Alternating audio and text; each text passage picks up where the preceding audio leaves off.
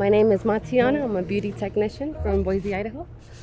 My name's Alfredo Barron. I'm a landscaper / wildland firefighter. So this is my legend. He's my baby. Look, say hi, say cheese. He's 2 years old. This is Mijo. Mijo is, how old are you? 7, right? He's 7 years old. Adriana's my oldest. She's 12 years old. And the second tallest. And the second tallest. And then this is Noah. He's our oldest boy. He's our oldest boy. And Lilo. And then we got Lilo right here. She's the youngest girl. But that's my That's Lilo. our family. That's my family. So what brought us to Oregon is, so back in November, we purchased this travel trailer and in hopes to be able to get away from my mom's house and, you know, start our own life and start saving up towards getting a home, just using it as a stepping stone. And at that point, we were kind of at our ends of meat. Like there was no way we would be able to qualify for the size of home they require for our family. I have a family of 7. So in Idaho, you have to have 2 kids or 2 people to each bedroom. So that would mean I would need a 3-bedroom house. And 3-bedroom houses out there right now are over like $2,000 a month or $2,400, and that's before like all the utilities and stuff, and which is really, it was really hard on us. There was no way we would even qualify to be able to get into a home. So we were literally stuck outside in the streets or with my mom or whoever would take us. Trying to find a solution out of that, we just started looking in every direction. I mean, we looked through apartments, got denied our apartments. We looked at houses, we got denied our houses. So we finally ended at this. We traded our 2008 Cadillac CTS straight across for this. And we were excited and we were happy at the moment. And so we went to an RV park that was right next to my mom's house in Garden City. And at that RV park, they told us our RV was too old. So they gave us a list of all the parks that we could call. It was a list of about 30 RV parks. I went down the list and I called every single one. Every single one told me my trailer was too old. They couldn't accept it. We could not live there. At that point where we didn't even know what to do. So I started calling out of state, out of, you know, different areas. And I heard about this one that had barely opened.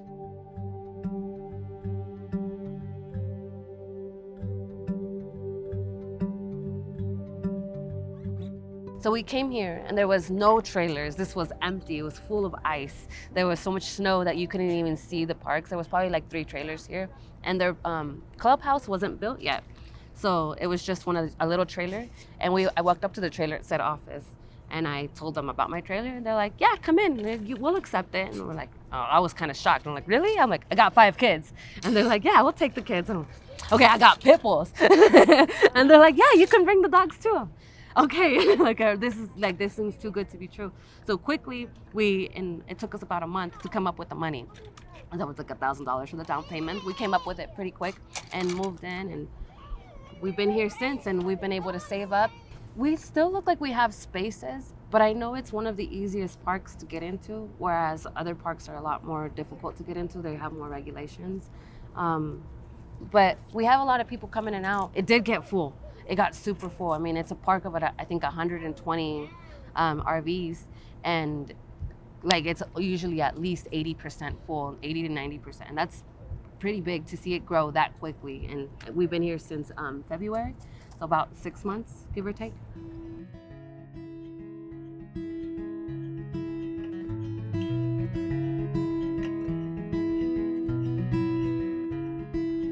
My name is Norma Ramirez, pronoun she, her, ella, and I'm the Director of Programs with Uvalcree.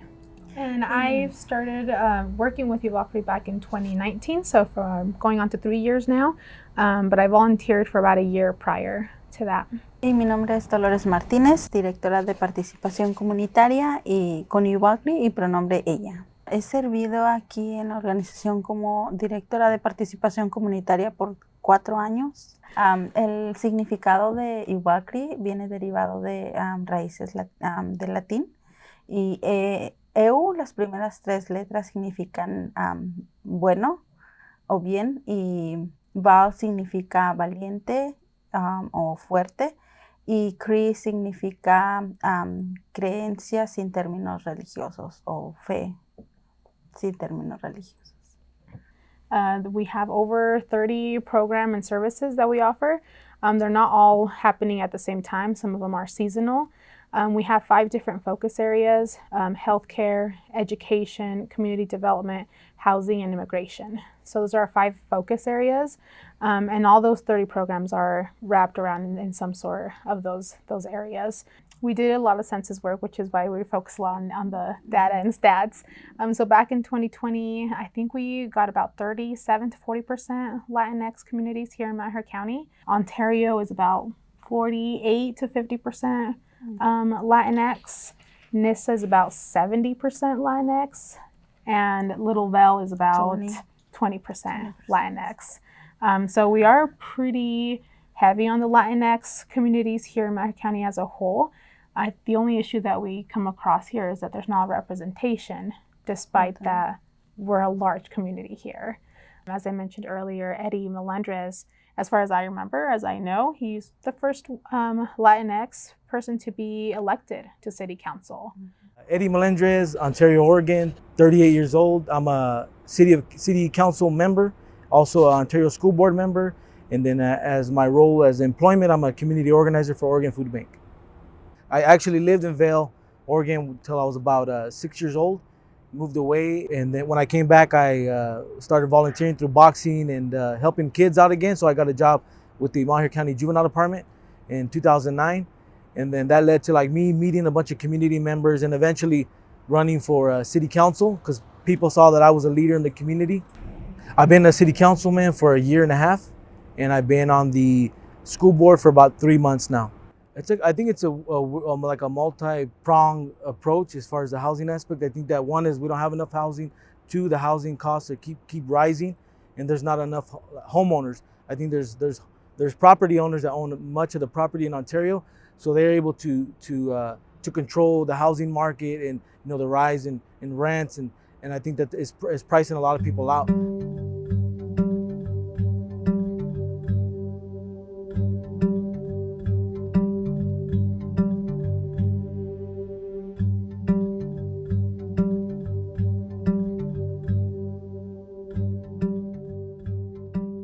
The financial literacy, just not understanding how easy it is just to fix your credit and then to purchase your own home that you probably pay less in a mortgage than you would in rent, or just about the same, but be able to own that property and invest in something that it can become an asset to you. And then the other thing would be the poverty that we have in our community, and I think the wages that are paid in this community, that people are afraid of raising those wages. I know there was a group from Ontario that they went to the Capitol when the minimum wage raise was debate was going on, and they went to speak against it. So then so the community members couldn't get their their minimum wage raise, and it was, to me, it was kind of like it went against the values that we all try to preach, as far as we want people to live in a better society, be able to buy their own home, be able to raise themselves out of poverty, but then we don't want them to get a livable wage in our community. So I can tell you, just from my experience in helping folks find housing, there is nothing in Oregon, or at least not in this area. I know it's a statewide issue and probably even a nationwide issue, but there are no rentals here.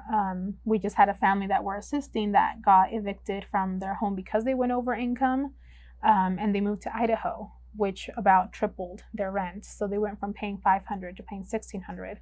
And that's just something that they're not able to afford. And unfortunately, I think it's an issue that we face across that. And it's something that we see a lot, is that a lot of landlords or loan agencies focus on the gross income and not the net income, and they don't realize all these kids that they have to support, and they have other expenses. Car payments aren't taken into consideration. Insurance isn't taken into consideration. So people are like, yeah, you can afford to make a $1,600 mortgage payment. Well, one, where? We have to move to Idaho to find housing. And they're starting to run low on housing as well. And just a $1,600 rent payment for a 1-bedroom, 1-bath is just not feasible at all. And that's what we've seen across the board with all of the families that we served. We get a lot of families that come in. We need a bigger home. We do see a lot of multi-family communities here, but you have 2-3 families living in a two-bedroom apartment. and it's not kept up to maintenance. You know, there's a lot of renovations that need to be completed, and they don't know that the landlord is supposed to be taking care of that. So when they come in, we tell them, why isn't your landlord helping you do all these renovations and doing all these changes? And they're like, because they say that they don't need to. And we'll pull up, like, no, by law, they need to be doing all of this stuff for you as a tenant. And they're like, well, I didn't know. And they're afraid to say anything to the landlord because they're afraid of getting evicted. We've had some folks that are living in RVs because there is nothing like little, and it's not even like a full RV. We have one older gentleman that was around 70 that got kicked out from his home and was living in the little RV camps or little RV tents, something that you put on the back of your truck. Just found a spot on someone's property, had to ask permission because he couldn't find he didn't have any stable income, so they wouldn't let him go into an actual RV park. So he just had to go ask someone on a private property if he could put his RV there and get access to some of the utilities. Well, I think the things that come with RV living, they're more difficult than you would imagine. I had to learn how to connect my sewer, and I didn't really know about that. And I also had to learn how to connect our water, and we ended up finding out our water system was broken. So we have to fill up our tank of water every day in the morning so that we can shower, so that we can wash dishes. With propane as well, heat is important.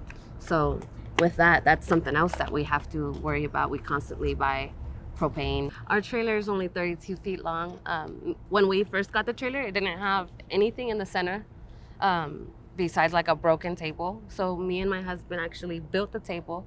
We built bunks. Our bunks are so big that you could fit 2 kids to each one. So our 4 kids can fit in their bunks easily. So you walk in and there's our kitchen area. And there's 2 bunks right here with a large TV. And in the back, my husband and I sleep. And it's about a queen size bed. It's comfortable. Our water works. We make it happen. The nice thing about it, even though it's small, it's closed off, is that we're all able to always communicate. We always have to communicate. We had to learn to respect spaces, and also to be able to respect that, even though they're in the way, we can't be mad at them because it's not that much space to begin with. So it's okay. You have to be next to your family. Yeah. So. We have to talk. We have to get to know each other, I would just want something for my family to be able to fit in. Yeah, I would take a 2-bedroom. Yeah. You know what I mean? I mean, anything's better than this. Yeah. At this point, Just to be comfortable. That's where the AC worked, because once it gets to about over 95 degrees, our AC is done. It doesn't work. It turns off every 5 minutes. Yesterday, we were all sweating. We turned the blower on so we could blow air because we don't have a fan. We could blow it the cold air around. It's rough. Something that works. This is the Riverbend Housing Project. I think there's about 30 to 40 new housing units for the city of Ontario in the area, as far as all different types of housing needs, and also for the Latino population as well. I think that there's Evolve Crees here. It's a collaboration of 5 different community organizations: Evolve Cree, Oregon Food Bank, Community in Action, the Riverbend Place, and so I think it's going to add a lot of housing to the community. So this used to be the Presbyterian nursing home back a couple years ago, and now they've revitalized it to make it a community center for housing. And in the back location, Oregon Food Bank's also gonna build a community kitchen site for people to use and come together as a community and have access to food, healthy eating habits. And then on the other side, there's an empty back lot where Valley Family Healthcare is also gonna put a small clinic. So within this small home, within the site, there'll be many different programs that people can access to get help for housing or food or mental health awareness and just the different type of programs that they can have access to here. And I did a walkthrough last week, and it was very nice, very all new furniture, new flooring, new everything. So the people are gonna get really nice housing for themselves. Yeah. I think the biggest message for me would to just not give up. Unfortunately, again, kind of going back to that political, everything is political at this stage. Whether it be housing, education, everything gets politicized. And I think a lot of people are getting discouraged because the political system, whether you're conservative or liberal, it's not working. And people are getting very divisive. I mean, people come in here all the time, whether it be, again, conservative or liberal, and they're just not happy with how things are running. But I think that this is an opportunity to encourage folks to speak up about it. Again, there's that lack of trust. But if we had trusted messengers that they could come to, which would then voice their opinions, their concerns, their questions, it would help a lot, tremendously. I always tell her that the Latino community, like my people, they're not paid for what we do. I always tell her that we pretty much built all of this. Like I got friends that build these fences. I owned my own fencing company that I actually had to close down because of COVID. So I know what my people do, and I know that we're hard workers too. So it's just hard that we have to deal with it.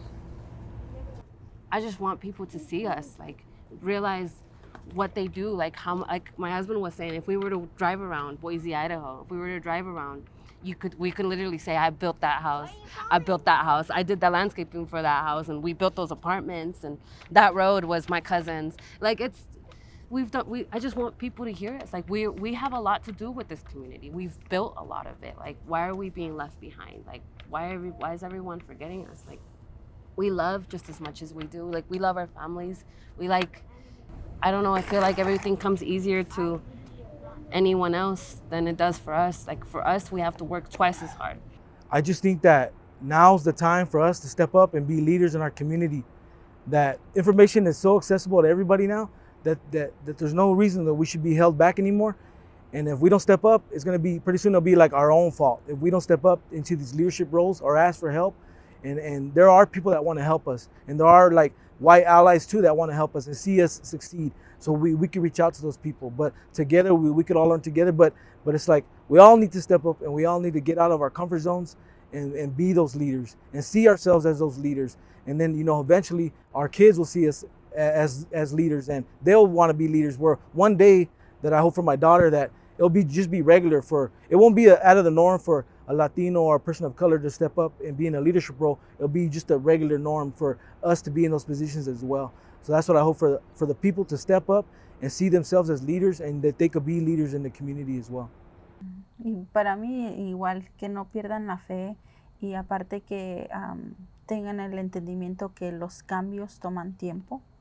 Entonces, a veces eso es una parte que desanima a la comunidad de levantar su voz, que comparten alguna necesidad y quieren ver el cambio inmediatamente. Entonces, es buscar esa esperanza o motivo que les dé de decir, ¿sabes qué? Los cambios positivos van a ir poco a poco, y es algo que se hace en conjunto, uniéndonos todos, levantando la voz todos.